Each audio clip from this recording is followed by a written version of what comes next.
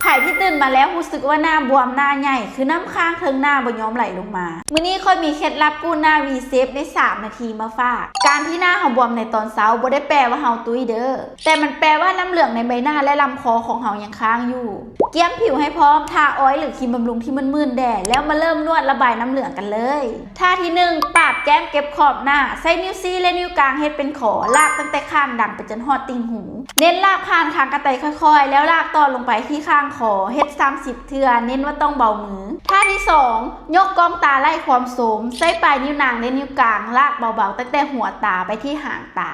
แล้วลากขึ้นไปขมับค้างไว้1วินาทีแล้วค่อยๆลากลงมาที่ข้างคอเฮ็ด30เทื่อท่าที่3เปิดท่อระบายน้ำเหลืองใช้ปลายนิ้วทั้งหมดกดเบาๆที่หลังใบหูและกระดูกคอกดเป็นจังหวะเบาๆ5เทื่อเพื่อกระตุ้นของเสียที่ค้างคาไหลลงสู่ต่อมน้ำเหลืองลองเบิ่งแม่เพียงแต่3นาทีหน้าก็รู้สึกเบาขึ้นขอบหน้าซัดขึ้นหน้าที่บวมๆก็หายไผ่ลองเฮ็ดแล้วหน้าเลี้ยวขึ้นเม้นมาบอกพวกเฮาเด้อ